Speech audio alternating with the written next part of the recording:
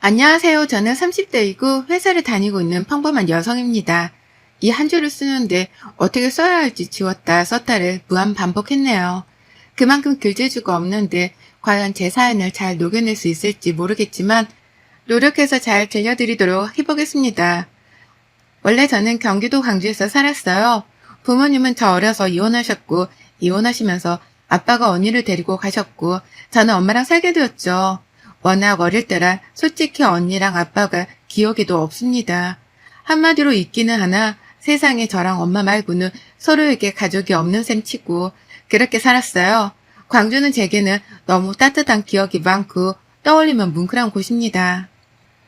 저희 엄마께서는 저 하나 어떻게든 성공시키겠다고 온갖 일 다 하시면서 뒷바라지를 해주셨고 무조건 서울로 가야 성공한다고 믿으셨던 옛날 분이셨어요. 그러나 전 엄마 곁을 떠나기가 싫었고 광주를 떠나는 건 더더욱 싫었습니다. 살면서 너무 많은 추억이 있던 동네거든요. 요즘이야 뭐 옆집에 누가 사는지도 모르고 사는 세상이 되어버렸지만 저 때만 해도 옆집이 뭡니까? 앞집부터 시작해서 동네 전체가 친했어요. 엄마가 일이 있어서 멀리 가실 때는 이웃집에 저를 하룻밤 맡겨두고 가셔도 안심하실 정도로 다들 잘 지냈죠. 그 중에서도 저희 옆집에 사는 이웃의 오빠가 있었는데 거의 제 친오빠 같은 존재였습니다. 저랑 딱 3살 차이였는데 늘 챙겨주던 오빠가 기억에 많이 남았어요. 그러나 제가 대학 진학을 앞두고 엄마께서는 제발 서울로 가라며 제게 빌기까지 하셨죠. 보잘것없는 이 동네에 있지 말고 더 넓은 곳에 가서 넓은 거 보고 느끼면서 살라고 말입니다. 그 마음을 이해 못하는 건 아니지만 정말 싫었죠. 이때 처음으로 엄마랑 저랑 많이 다퉜고 옆집 오빠네 가서 오빠에게도 속상한 마음을 털어놓고 오빠네 엄마를 제가 이모라고 호칭했는데 이모에게도 속상한 마음을 털어놨습니다. 그러나 이모께서는 현명한 답을 해주시더라고요. 이 세상에서 제가 가장 잘 되길 바라는 사람은 제 자신보다도 엄마라면서 엄마 말 들어서 잘못될 건 하나 없으니 우선 가보고 그때 아니다 싶으면 내려오라고 말이죠. 그럼 엄마도 할 말이 없지 않겠냐고 했습니다. 무조건 엄마 뜻은 다 싫다고만 하지 말고 현명하게 대처를 하라고 말씀을 해주셨고 전 이모의 말씀대로 서울행을 택했어요. 처음에는 정말 우울했던 게 아는 사람도 없고 외롭고 쓸쓸했습니다. 낯선 동네에 낯선 사람들과 어울려 지내다 보니까 광주가 너무 그리웠고 하루빨리 돌아가고 싶었어요. 그래서 처음에는 주말만 되면 무조건 광주에 가서 엄마를 보고 친구들도 보고 막 그랬습니다. 그러나 점점 일도 하고 과제도 해야 하고 그러다 보니 가고 싶어도 갈 수가 없는 상황이 되어버렸고 저 역시 서울 사람이 다 되어가고 있었죠. 그렇게 서글펐던 대학교를 졸업하고 취업을 하니까 이제는 현실에 부딪혀 살았어요. 하루하루 야근에 찌들어서 누가 보고 싶고 그립고를 생각할 시간도 없이 집에 오면 씻고 누워서 바로 잤고 아침에 알람 울리면 준비하고 출근하는 그런 삶이었습니다. 이렇게 제가 바쁘게 살다 보니 제가 광주를 가는 게 아니라 이제는 엄마께서 시간 내셔서 서울로 와주셨고 며칠씩 저희 집에 있다 가주셨죠. 전 그 시간이 너무 귀하고 좋았습니다. 그래서 일부러 엄마가 오실 때면 어떻게든 연차를 내서 서울 구경도 시켜드리고 맛있고 예쁜 곳을 모시고 가서 이런 곳도 있다며 엄마랑 데이트도 하곤 했습니다. 제게 엄마는 삶의 이유이자 제가 존재하는 이유였습니다. 한마디로 당연한 존재였고 없어서는 안 될 존재였죠. 여느 직장인들과 다름없는 삶을 살았어요. 연애도 하고 일도 하고 또 친구들도 만나면서 자기 개발도 하고 귀찮을 때는 한없이 침대에서 뒹굴면서 시간도 보내곤 했죠. 그러나 조금 다른 게 있다면 저는 엄마가 정말 보고 싶었기에 시간이 나면 하루라도 무조건 광주를 가서 엄마를 보고 왔습니다. 그래야 뭔가 에너지가 생기는 기분이었거든요. 오죽하면 동네에 엄마 껌딱지라는 별명이 돌기도 했습니다.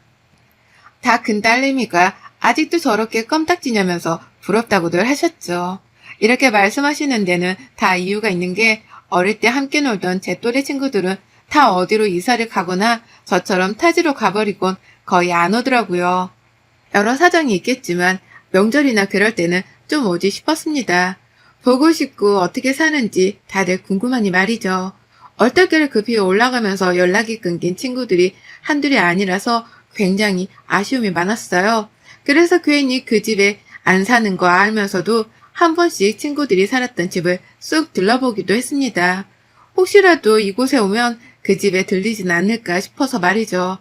저처럼 고향을 유달리 그리워하며 오는 친구들은 아쉽게도 없었고 유일한 젊은이였으니 더 눈에 띌 수밖에 없었어요.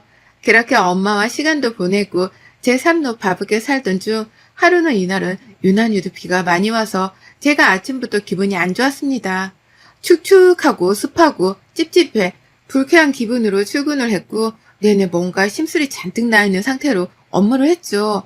그런데 한 통의 전화를 받았고 제 세상은 무너졌습니다. 광주병원 응급실에서 온 전화였고 엄마가 돌아가셨다는 전화였어요.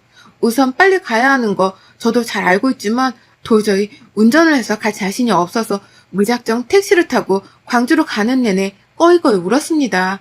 그리고 믿기지 않아서 다시 그 병원에 전화했지만 엄마가 맞다는 거예요. 그렇게 직접 도착해서 확인해보니 정말 저희 엄마가 맞으셨고 뇌출혈로 쓰러지셨는데 너무 오랜 시간 방치가 되어 그대로 가셨다고 합니다. 이 말을 듣는데 진짜 심장이 갈기갈기 찢기는 줄 알았어요.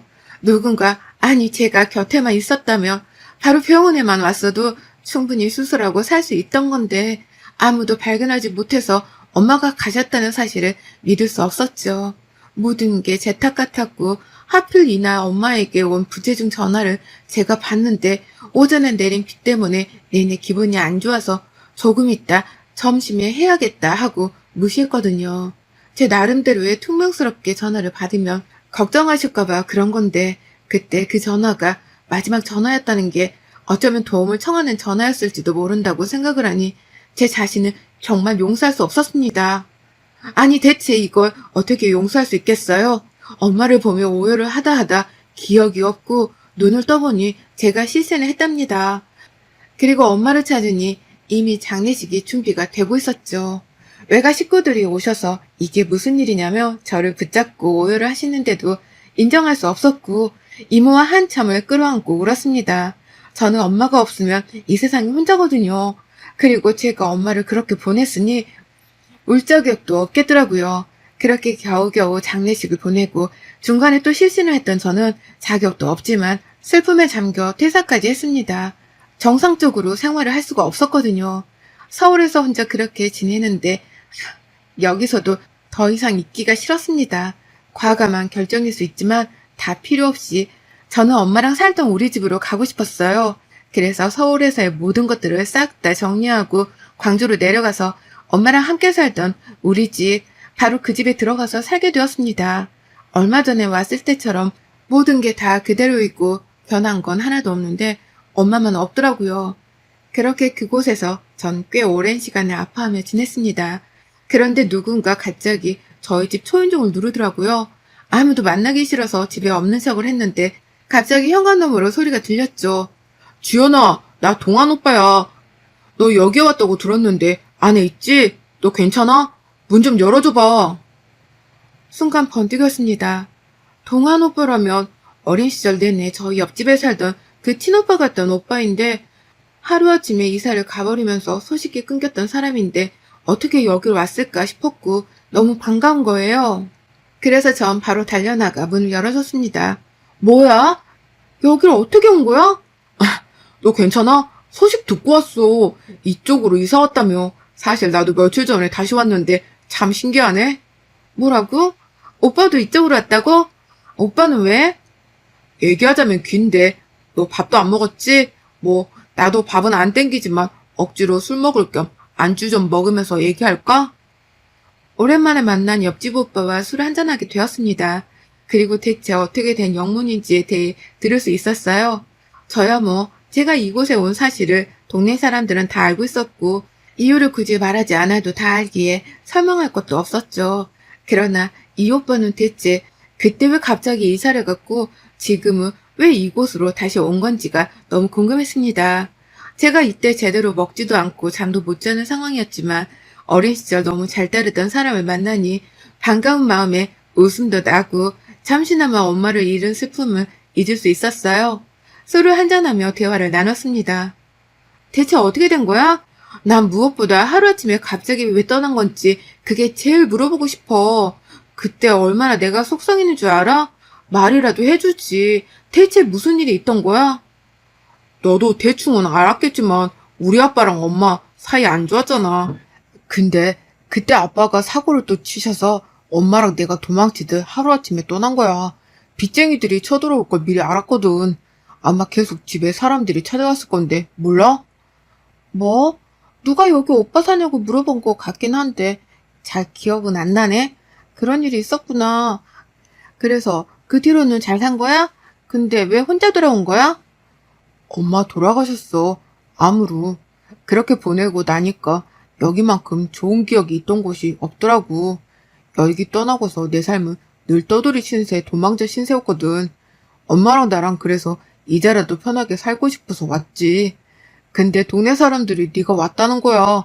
물론 네 소식도 전해 들었고 그래서 마음이 참 아프고 어떻게 다가가야 할지 모르겠더라고. 뭐 이러냐 우리는? 좋은 일로 다시 만났으면 얼마나 좋아. 그래도 오빠 이렇게 다시 보니까 조금은 힘이 난다. 서로 의지하면서 살아보자 우리. 그렇게 오빠와 옆집에서 지내면서 같이 밥도 먹고 술도 한 잔씩 하면서 그동안 서로 못다한 얘기들을 털어놓으며 저희는 더 친해졌어요. 그리고 무엇보다 너무 어린 시절을 함께했던 탓인지 친숙했고 또 같은 아픔이 있고 같은 생각으로 이곳에 왔다는 게 신기했죠. 전 오빠가 제발 행복해지길 바랬는데 제 바람과는 다르게 오빠에겐 자꾸만 안 좋은 일이 벌어졌습니다. 아빠 때문에 아직도 갖고 있는 게 있다고 대충 듣기는 했지만 새벽에 시끄러운 소리에 놀래서 깨보니 오빠네 집에 누군가가 막 찾아와서 싸우는 소리도 여러 번 들었죠. 그럴 때마다 그저 옆집 사람인 척하며 당신들 뭐하냐고 시끄럽게 경찰 불렀다고 난리를 쳐주면서 그 사람들을 쫓아내줬습니다.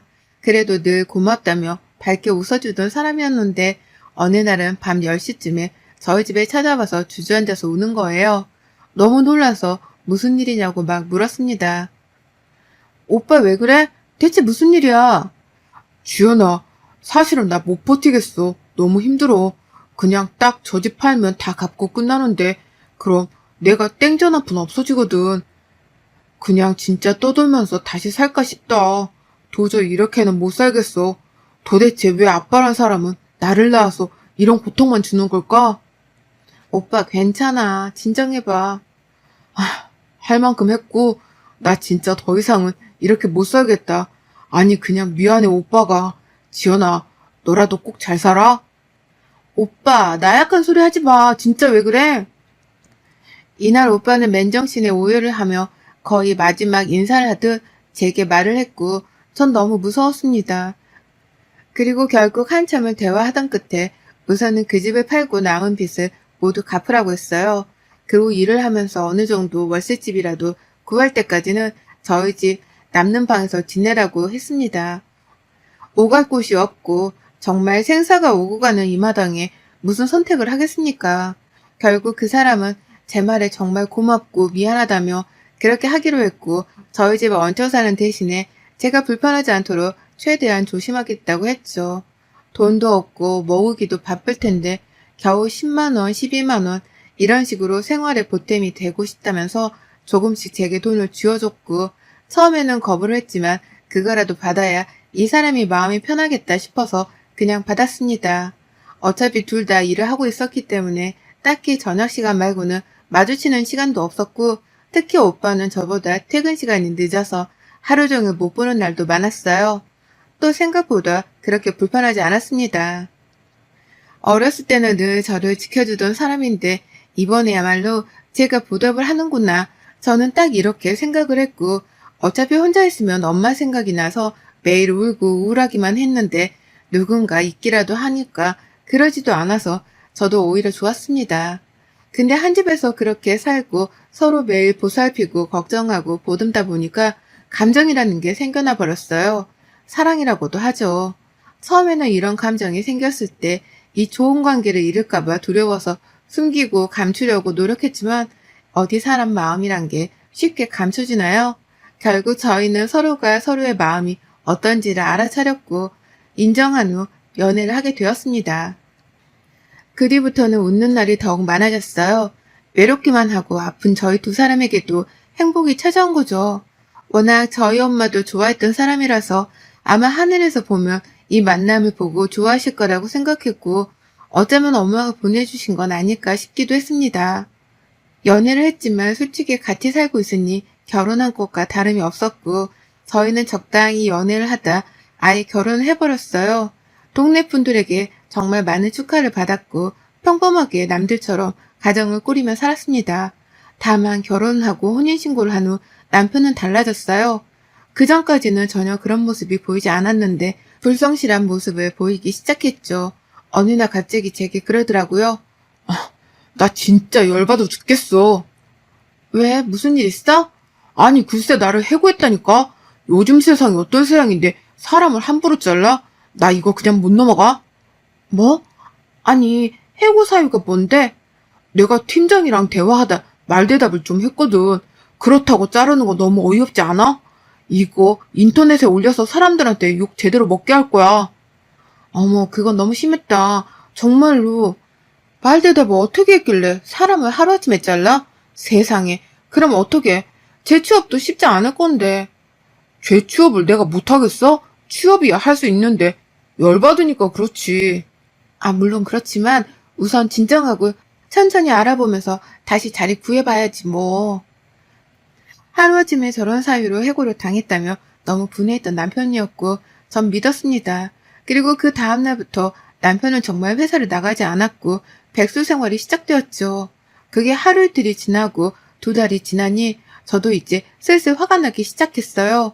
매번 일자리 안 구하냐고 하면 구하고 있고 면접을 보는데 채용을 안 해주는 거 어쩌냐면서 제일 답답한 건 본인이라고 화를 내며 말을 했습니다. 저는 이런 남편의 모습이 무섭기도 했지만 달라진 모습에 실망감이 점점 커지고 있었어요. 뭔가 잘못되고 있다는 기분이 들 때쯤 남편은 취업에 성공했다고 했습니다. 그래서 그간 제가 혼자 고민했던 감정들을 삭히고 그냥 말았어요. 다시 취업을 했으니 이제 문제는 없겠지. 그렇게 생각했습니다.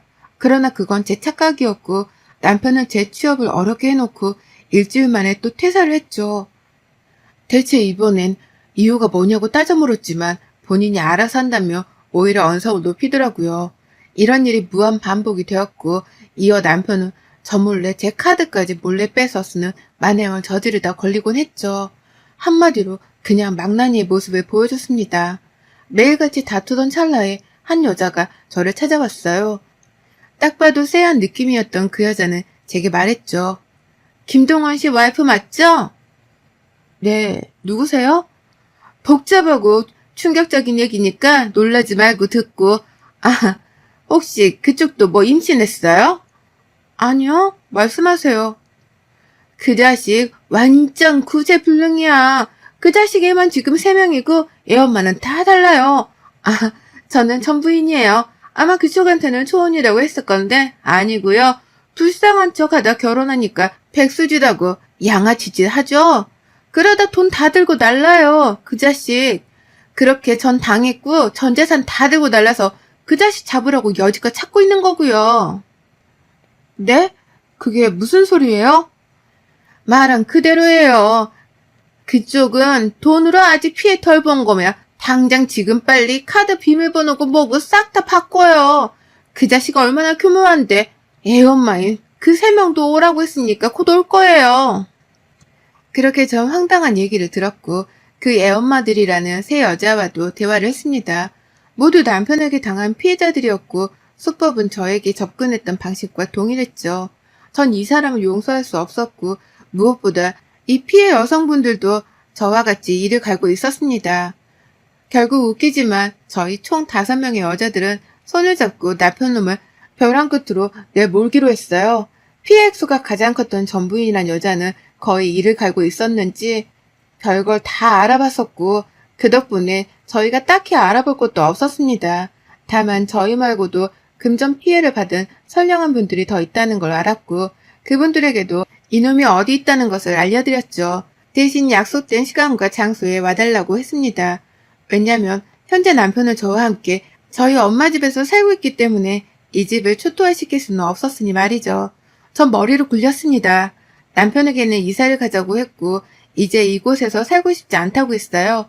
그리고 실제로 전 다른 집을 구해서 이사를 해둔 상황이었고 남편놈을 유인할 수 있는 장소로는 모두가 머리를 굴려서 조용한 공터를 찾았습니다. 남편은 이사를 왜 본인 도움도 없이 다 해버리냐고 했지만 전 인테리어 때문에 그렇게 했다며 대충 둘러대며 말했고 제가 직접 운전을 해서 그 공터로 갔죠. 순간 어리둥절해하며 여길 왜 오냐고 하길래 제가 말했습니다. 이 분리수거 다 안 될 것 같은 놈아. 오늘 네 제삿날이다 내려. 그리고 곧장 애 엄마들과 전부인은 남편을 조수석에서 강제로 끌어내렸고 아주 맺혔던 그 한을 다 풀었습니다. 순간 남편은 당황한 듯 제게 말했죠. 여보, 이거 다 지난 일이야. 당신 설마 지금 이 여자들 때문에 나랑 뭐 이혼이라도 하려는 거야? 아, 진짜. 얘네 그냥 나 좋다고 따라다니는 거머리 같은 것들이라니까? 오해하지 마, 정말이야. 뒤이어 나타난 피해자들에게도 미친 듯이 맞았고 입고 있던 옷이 너덜너덜해지고 우리 모두의 분이 풀렸을 때쯤 경찰을 불러서 현장에서 바로 체포할 수 있게 했습니다. 이후 법적으로 절차를 밟아서 전 혼인무효 소송까지 할 수 있었어요. 워낙 죄질이 악하고 피해자들도 한둘이 아니고 피해 액수도 큰 상황에 아무도 합의를 해주지 않았기에 당연히 그 인간은 징역형을 가게 되었죠. 그 모든 일이 끝나고 저와 애엄마들과 전부인은 함께 만나서 썰을 풀듯 술 한잔을 했습니다. 근데 어쩜 하나부터 열까지 틀린 거 하나 없이 똑같더라고요. 가장 아픈 약점을 잘도 건드려서 그 순간을 딱 캐치해서 접근을 하는 방식으로 늘 그랬던 거고 가장 나빴던 건 애가 생기면 쉽게 이혼을 못한다는 걸 알고 바로 애를 가지려고 노력을 많이 했다고 합니다. 그러나 저는 애를 원치 않아서 그 사람 몰래 피임을 하고 있었거든요. 천만다행이라고 생각합니다. 아무래도 정신 똑바로 차리고 살라고 하늘에서 제게 큰 벌을 내려주신 거라 생각하고 지금은 멘탈 딱 부여잡고 잘 살려고 노력 중이랍니다. 여러분의 생각은 댓글로 남겨주세요. 오늘도 시청해주셔서 정말 감사합니다.